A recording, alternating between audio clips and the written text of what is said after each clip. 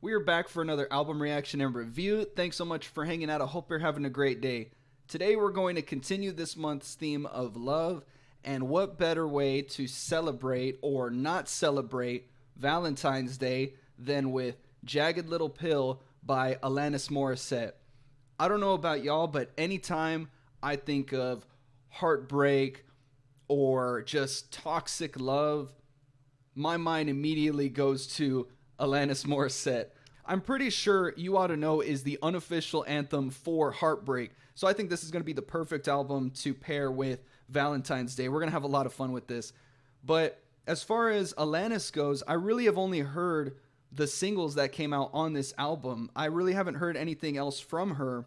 This album in particular really piqued my interest because when it came out in the 90s, I feel like a lot of these singles really defined the transition in music along with grunge during this time. Things were starting to get a little more angsty, a little more heavier, and I'm not quite sure how many other female artists were bringing this type of sound to music at the time. But the overall energy that she brought in her voice and in the music from the other instruments, I really wanted to explore. And like I said, I think this is the perfect time to do that. Like I was saying, Jagged Little Pill came out in the 90s. This came out in 1995. The year I was born. And it's made up of 13 songs. It's actually made up of 12 songs, with the 13th song being a hidden track of You Oughta Know as an a cappella version. So we're only going to listen to the first 12 songs of this album. The first song on the album is All I Really Want.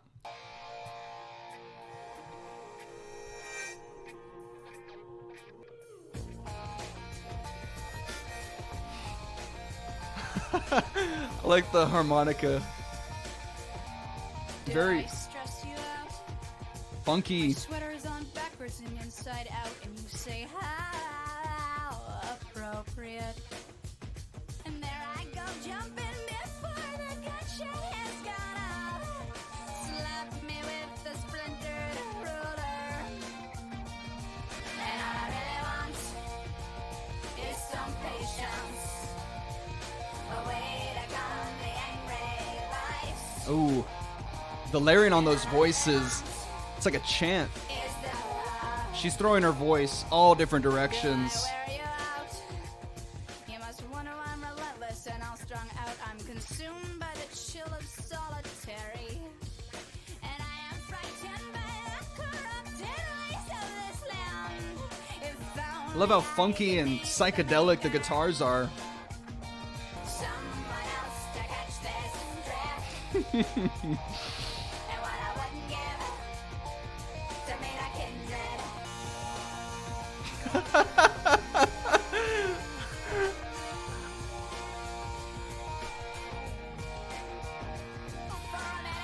Ooh, I like this bridge.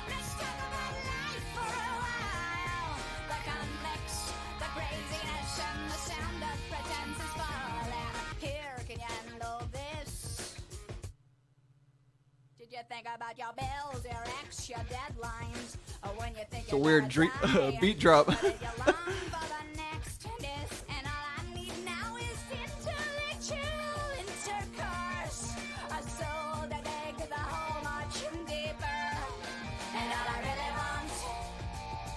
Some peace now, a place to find a common ground, and all I really want is Whoa. some comfort, a way to get my hands on. She's getting up there.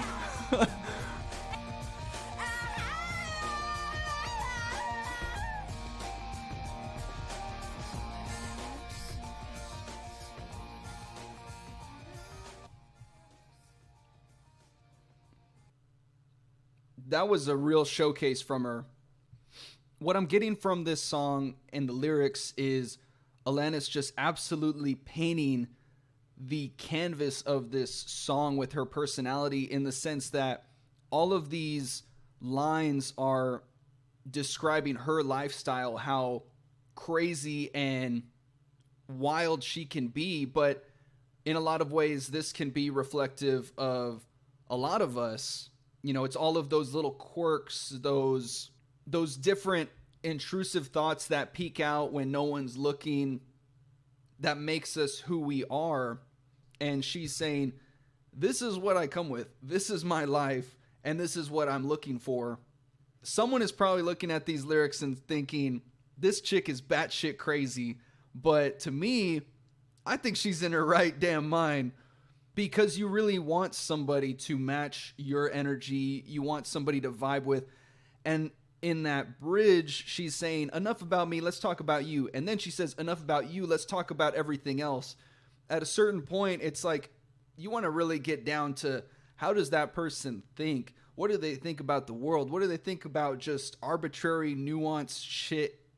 What is that person's controversial take on stuff? Like, and she says right here, all I need now is intellectual intercourse. She just wants somebody to really dig into their mind and actually understand how they operate. And then right here, she says, all I really want is a wavelength. So like I was saying, somebody to match her energy, someone to truly vibe with unapologetically. And the music was totally complimentary with her. She had so much power in her deliveries, and the music did a really good job complementing that. What an awesome intro for her, and especially having to take a musical leap like she did, jumping out of her original sound. And the next song is You Oughta Know. I want you to know that I love the shuffling of the drums at the beginning. It's almost like a really soft march.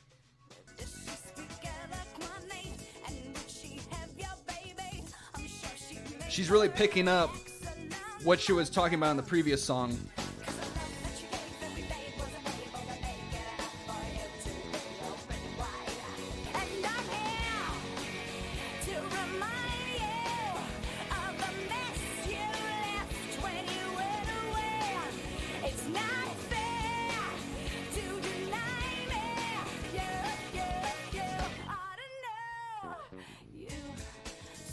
It's almost like the love letter or hate letter that never gets delivered, especially with that chorus.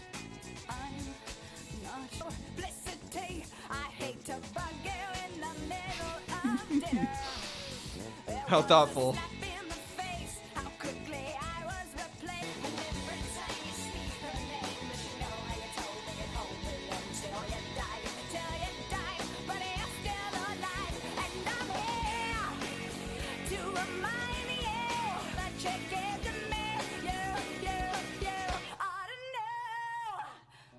And I like how it starts from the ground back up. And this part with her voice, how she's gotten very soft, you can see her range, but also the range of her emotions too.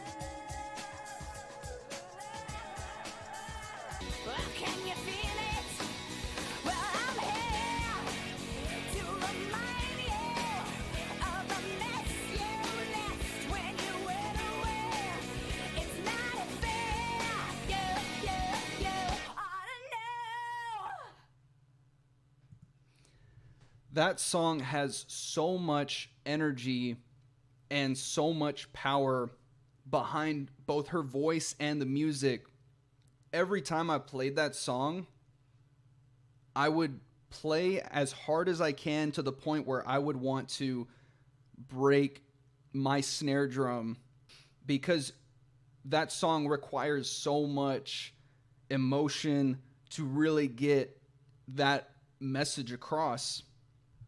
So now that we have this song in the context of the album, you can see how All I Really Want going into You Oughta Know are very complementary to each other thematically. If you were to have just heard this song on its own, you'd also think that this girl is just absolutely out of her mind. She's going nuts.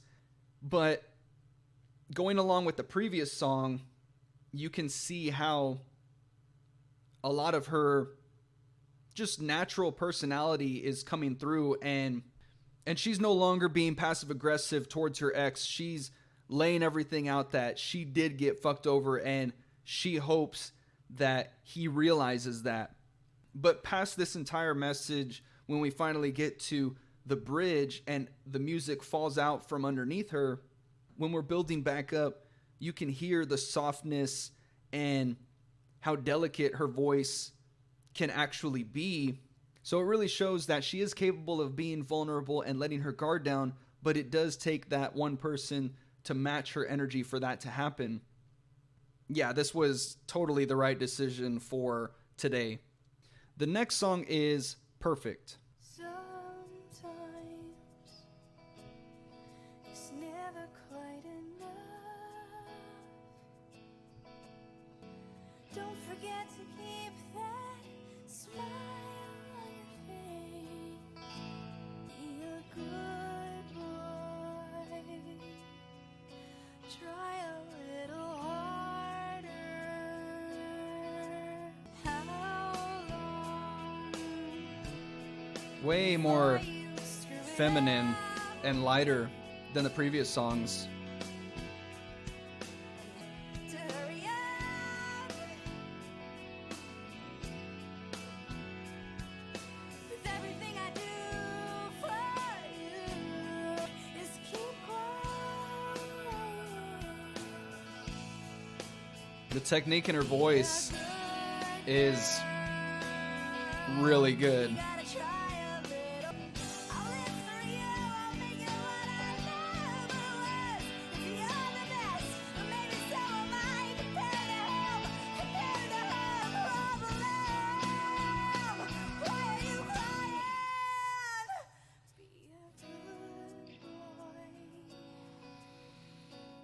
Push. My heart like stopped. If you're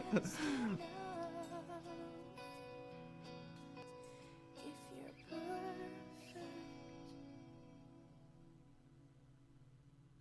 I got goosebumps from that. Whoa.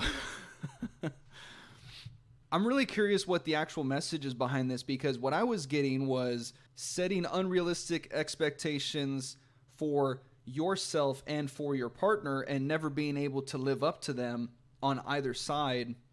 There was a lot of sadness I was getting from her voice, and it was a departure from that angst that we received in the previous songs all the way up until about the halfway point when the song started swelling up. When she says, "You've got to measure up and make me prouder. How long before you screw it up?" It's pretty much seeing your partner with those rose-tinted glasses and all of the butterflies and excitement that comes out of that initial phase, but then all of your trauma responses and past experiences coming back to haunt you and say, this is too good to be true. When is this going to go sideways? And at the same time, it's almost like she's looking at herself in the mirror and not being very happy with what she's seeing. You've got to try a little harder. That simply wasn't good enough. You could see her self-worth coming through as her voice is starting to elevate in the song, but then it quickly goes back to that self-doubt, and she's pretty much fighting with herself in the mirror of whether or not she truly does deserve this. As a instrumental, this also works, but of course, Alanis' voice has always enhanced and elevated the music that she's been a part of. The next song is Hand in My Pocket. I have heard this song, but it has been a while since I've listened to it, so let's go.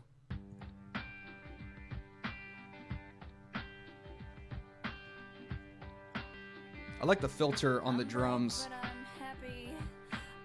I think they're electronic. I'm short, but I'm healthy, yeah. You said everything's gonna be fine, fine, fine. There's a whole bunch of juxtaposition in this song. 'Cause I've got one hand in my pocket, and the other one is giving a high five. I'm young and I'm underpaid. I'm tired, but I'm working, yeah. Wrong and I'm sorry, baby. And what it all comes down to Her voice is something else. is that everything's gonna be quite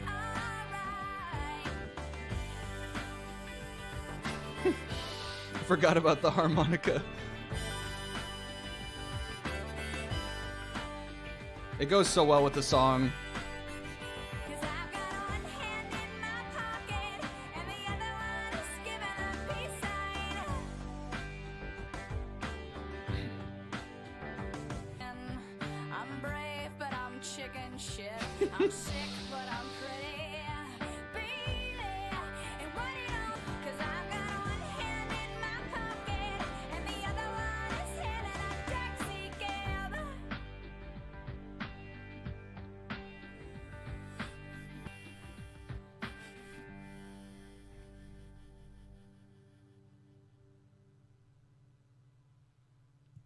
That is the most coming of age song within the song that I think I've heard in quite a while.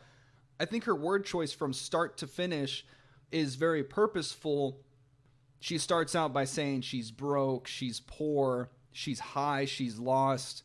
So clearly she is a broken person from how she's describing herself, and she's pretty much just going with the flow. We get to the third verse, and she says she's free, she's wise, she's laughing. So you can see how she's starting to evolve and adapt to her surroundings, starting to finally live her life again. And I think at the very end, when she says she's calling a taxi cab, it's like now she's going to her next destination in life. But this song doesn't have to be about love. It could be about all sorts of stuff that happens in your life and how you cope with it and realize that whether it's something in your control or out of your control, nobody knows quite what they're doing, and everyone is still trying to figure their own shit out. So if you don't have it figured out, that's all right, because everyone else is learning just like you are. Music-wise, there's not a whole bunch of thoughts that I have, because this is the kind of music that I normally listen to. It's right up my alley. The next song is Right Through You. Wait a minute, man.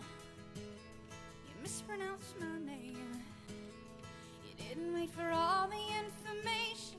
But wait a minute, sir. You kinda hurt my feelings. You see me as a sweet back blood. I see right through you. I know right through. I like this beat.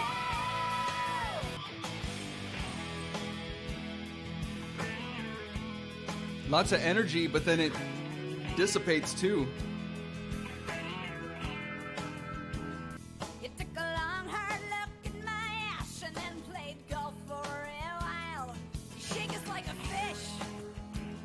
Took me out to wine dine 69, but didn't hear a damn word I said. See right through you.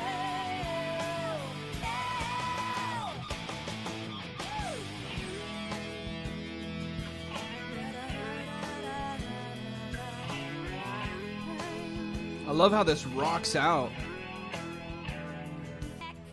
Now that I'm Miss Fame, now that I'm a zillionaire, you scan the credits for your name and wonder why it's not there. I see right through you. I walk right through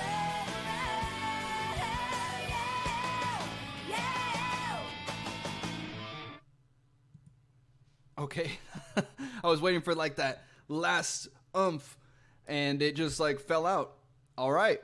This was a pretty cut and dry rock song, and they rocked the fuck out of it.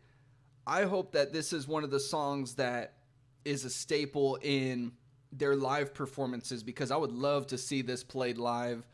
Looking like she's talking about somebody who kind of brushed her off, never really took her seriously, and she really had to do a lot to prove that she was worthy of either love or this person's time.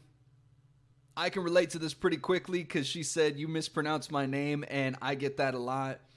For those of y'all who don't know, my name is Luis, Luis, and I get called Lewis all the time. So in the chorus, she says, "I can see all of your tricks. I can see the front that you're putting on because I've been there and I can spot it a mile away. In the second verse, you can really start to see how this story is shaping out for her and how not only is she not being taken seriously as a person, but she's starting to be objectified and itemized as a woman.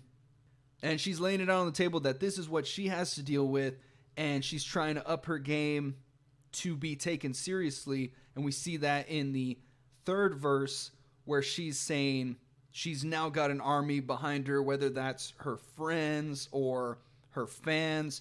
She's put in the work, and now she's the one calling the shots and taking out those people with her success.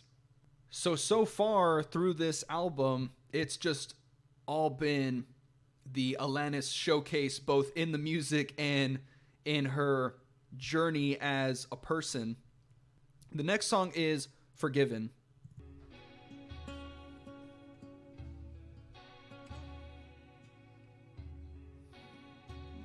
Much more mellowed out here. Almost getting like Alice in Chains vibes.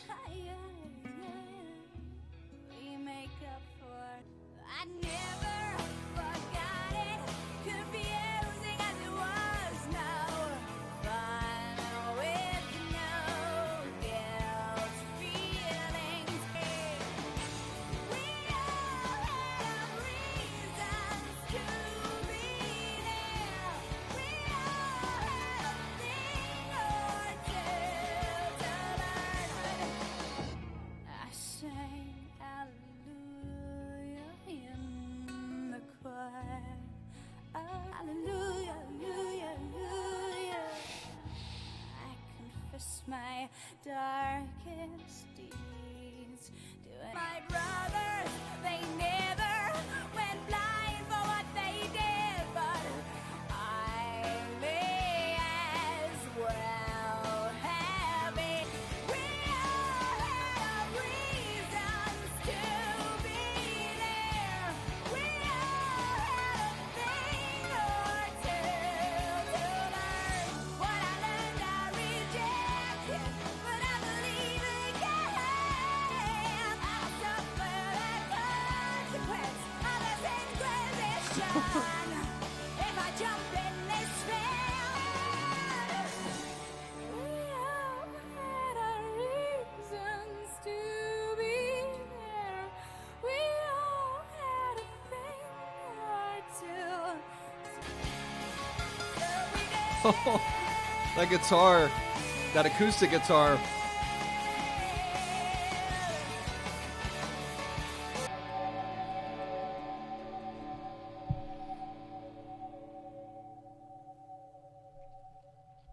Fuck it. I want to see the whole album performed.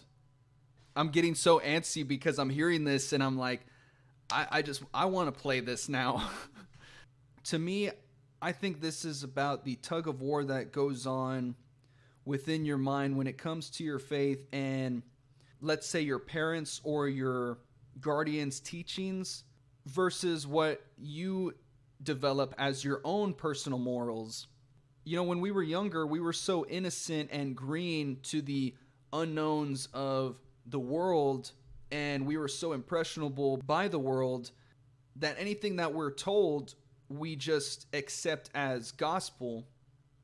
We get to these lines, and she says that she went to confession and she told her sins to what I imagine was the priest, but she calls him an envious man. So in her eyes, you know, the priest is also sinful. And then the next line she says, my brothers, they never went blind for what they did. I'll let y'all decide what the brothers did. But I may as well have, in that she believed that her brothers were going to be punished for what they did. And so she was blind to what the actual truth was, in that the truth that she was being told was all a lie. Across the board, I can imagine that this was a controversial song for its time, and I imagine that she probably got a lot of heat for it, but because of everything that was going on around her and everything that she was experiencing, she really had to question her reality to see what was actually true.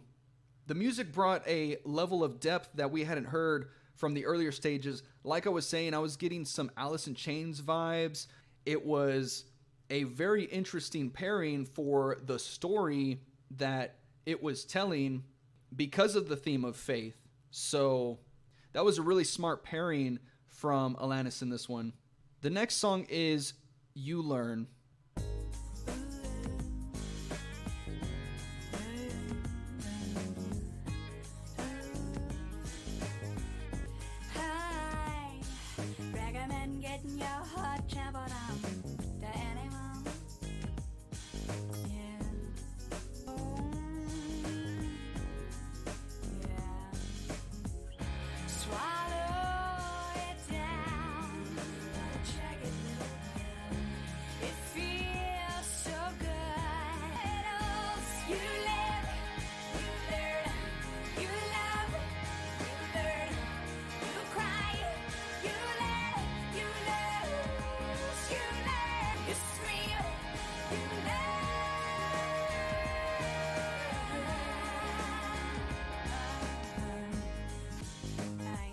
Testing your limits.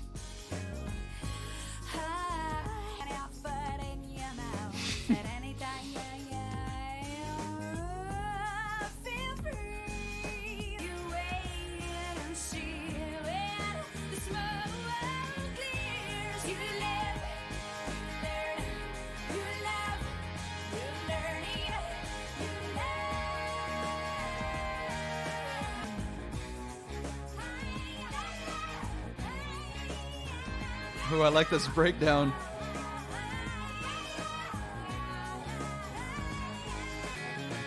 Ooh, that bass groove.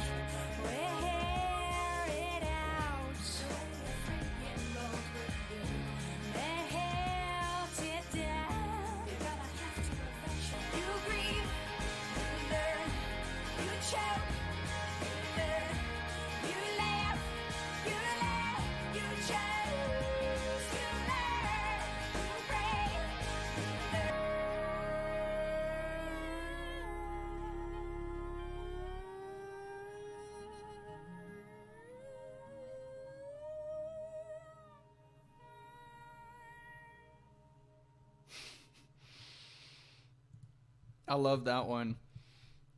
The message there was pretty straightforward, but I've never heard anyone put it the way she did so plainly. All the things that she was describing at first glance, you wouldn't necessarily take that as good advice. At first glance, you're thinking, why would someone who cares about me tell me to get my heart trampled or stick my foot in my mouth?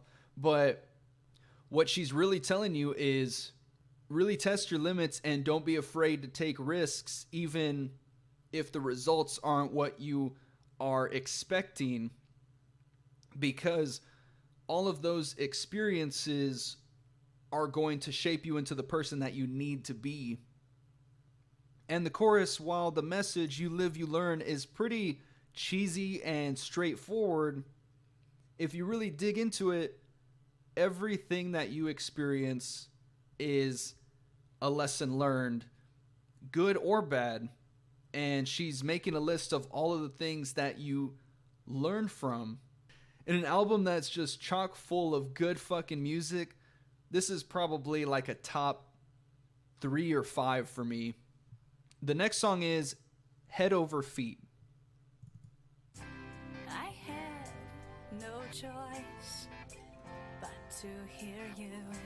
You stated your case. I think I've heard this one. You treat me like I'm a princess. I'm not used to like that. You've already won me over in spite of me. And don't be alarmed if I fall head over feet. I couldn't help it. Yeah. It's all your fault. Your love Yeah, I've heard this before. is thick. That's not lip service.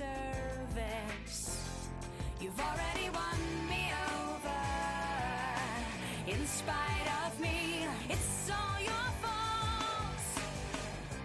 You are the bearer of unconditional things. You held your breath and the door for me.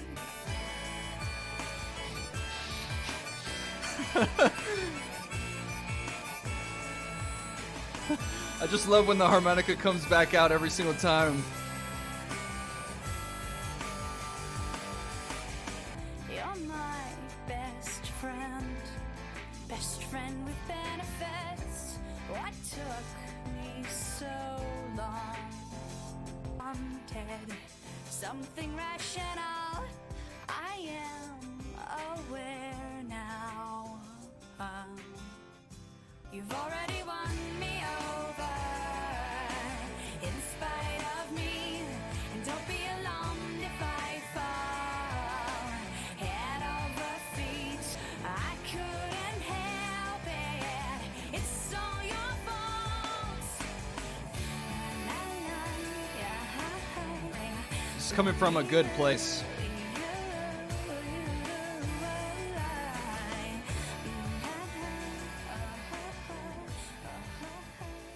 That was a very uplifting song compared to a lot of the other ones, undertones. This song, I noticed she didn't throw her voice in all directions like she did in previous songs, but her personality was still being showcased through this. Through this song, she's showing that maybe she's entering a healthy or secure relationship, and that's something that she's not used to. She's not used to being treated right. And this song had so much more of a sincere feeling behind it than the previous songs. This is probably the healthiest song throughout this album so far. The final line before the bridge is "Thanks for your patience." So she realizes the shit and the hell that she probably put this guy through, having to put up with her. And she's just happy that he's stuck around because she really did love him. And she states in the second half that she had never felt this healthy before, and that's the kind of person that she needed to get to this point in her life. I'm glad that, given the stories in the previous songs, that she was able to flip all of this negativity and toxicity in her relationships into something healthy. So, very happy for her at this point. The next song is Mary Jane.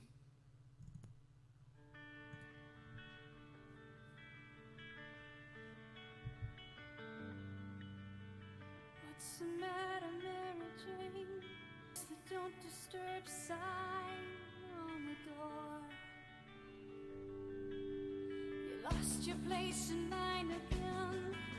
What a pity. It's a long way down on this roller coaster.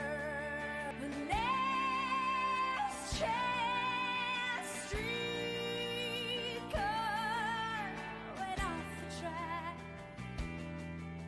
and you're on it. I hear you're losing weight again, Mary Jane. You ever wonder who you're losing it for? Now it's full speed, baby, in the wrong direction. Please be honest, Mary Jane. Are you happy? Really powerful section right there. Please don't censor. You're the sweet crusader, and you're on your way. So take this moment, Mary Jane, and be selfish. Worry not about the cars that go by. Keep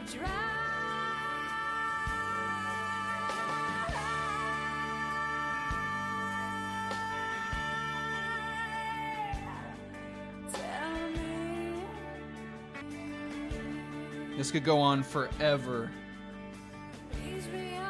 and I would not care.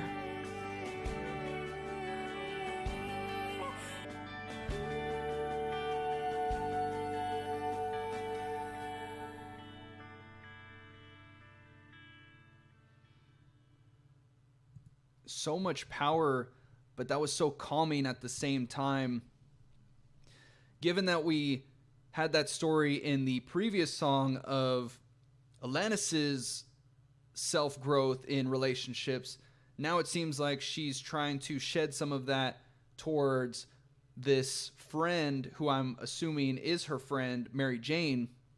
This one has so many metaphors in it. Mary Jane has the do not disturb sign, so in life she just doesn't want to be bothered by any of her friends. You lost your place in line again, what a pity. So any journey that she was on in life, something derailed her. Same thing as it goes with this whole roller coaster thing. She's just spiraling out of control. She's restless. She can't envision her future here, and it's affecting her overall physique, her well-being. And again, it's going back to her spiraling out of control here, and it's affecting her negatively. Her friends, and especially Alanis, are very concerned for her. Alanis wants her to express herself, and she doesn't want her to hold back, which is why she says, please don't censor your tears. Just show all of your emotion that you need to. Get this off your chest. Alanis is trying to assure her how great that she is, all of her self-worth. And right here, it seems like Mary Jane is a very selfless person, that she always puts others' needs ahead of herself. And Alanis is saying, just this one time, please be selfish and give yourself the love that you actually need. Next couple lines, Alanis is saying, don't worry about all the noise that is going on around us. Just focus on yourself and focus on what frees you, frees your mind and frees your spirit. This part right here where she says, keep warm, my dear. She's telling Mary Jane to not be so cold-hearted and allow people to come in to her life. Keep dry, and that part is reflective of please don't censor your tears. Now she wants Mary Jane to put a smile on her face and really get to live life the way she needs to. I think the switch up on the music being a lot more swaying and it being in a 3/4 pattern really helped to sell this new uplifting and positive energy within this song. Her voice demands so much attention that anytime she just belts out these notes, I just want to sit here and just soak all of that up. Damn, this has been a good fucking listen. The next song is Ironic, and I know that I've heard this before.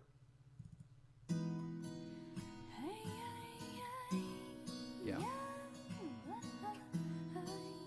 An old man turned 98. He won the lottery and died the next day. And isn't it ironic? Don't you think? It's like rain on your wedding day. It's a free ride when you've already paid. And who would have thought it figures? Used to play it safe, was afraid to fly. He packed his suitcase, kissed his kids goodbye. It's like rain on your wedding day. It's a free ride when you've already paid. And who would have thought it figures? But life is fun for you, singing about your wedding, everything's okay. It's very dreamy, her voice right here. Very mesmerizing. The effect on her voice. Everything blows up in your face. It's meeting the man of my dreams, and then meeting his beautiful wife. And isn't it ironic? It's like rain on your wedding day. It's a free ride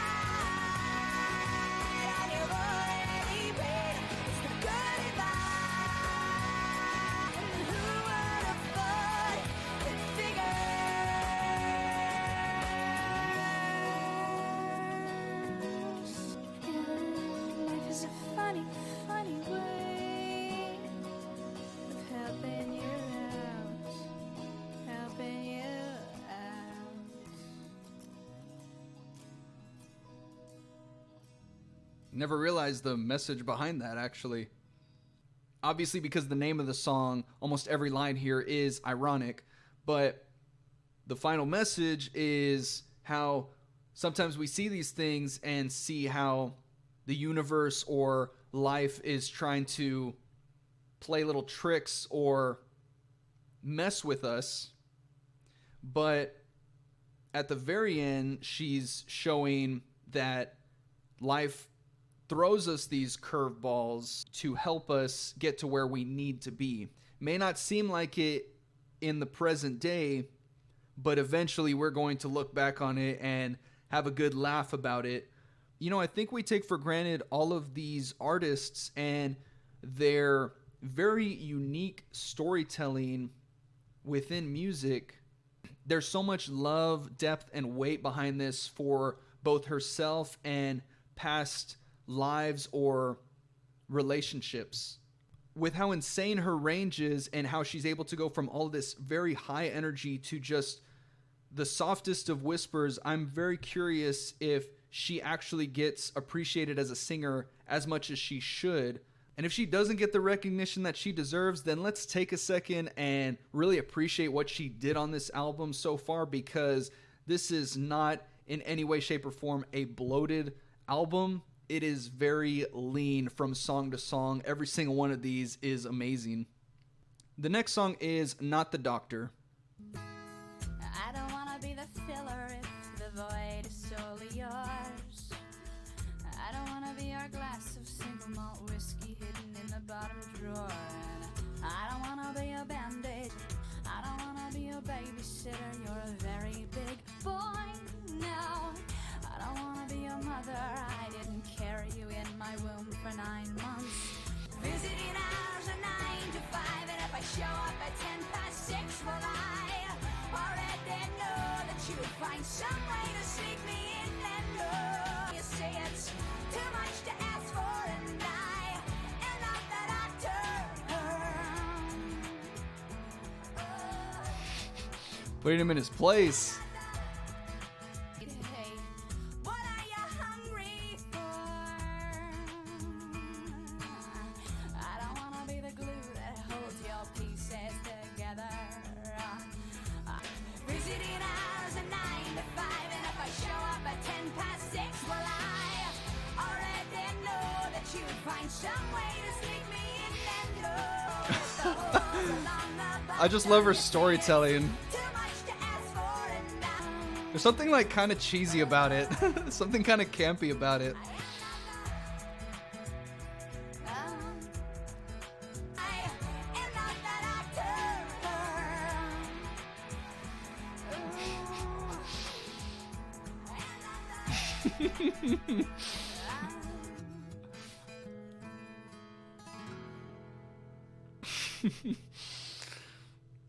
I really like that. That one was funny. That was a very straightforward song, but I'm gonna be honest, that one felt the most 90s out of these. I don't think a song like this would be taken seriously today. I don't even know if it was taken seriously back then. Throughout this song, she's showing she's not putting up with anybody's shit anymore.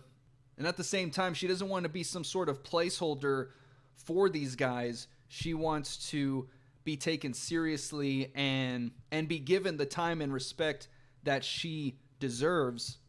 While there is still a lot of angst through all of these later songs, I'm really surprised where we have ended up, considering how much chaos there was in the first couple of tracks, especially You Oughta Know.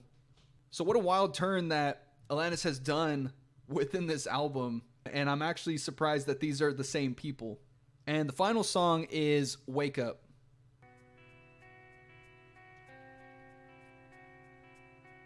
you like snow, but only if it's warm.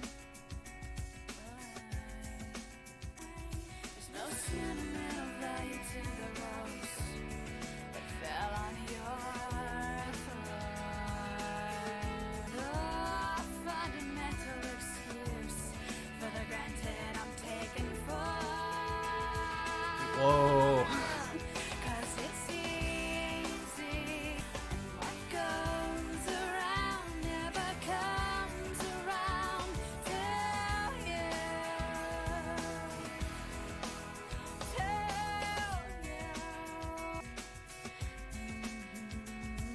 That guitar is so mesmerizing.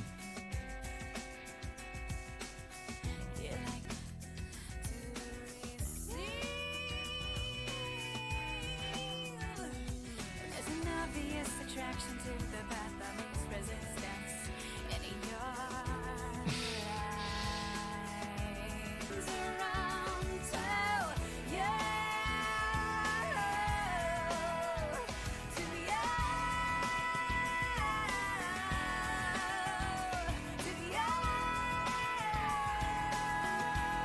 So much anger and frustration through this.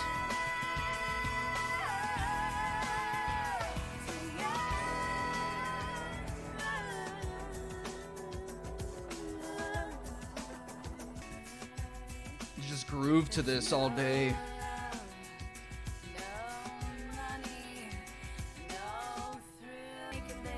It's just like there's no passion in it.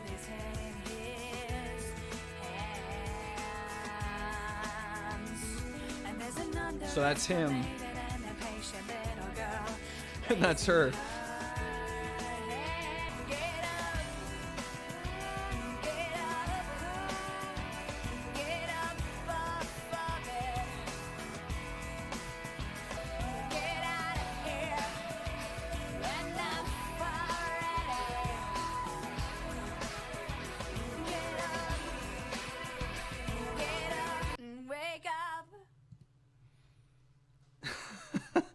We have finally come full circle with Alanis. Bravo. So throughout this song, she's following up with what we were talking about in the previous song, where she's done with the guy's shit, she's trying to move on, and she's not settling for less.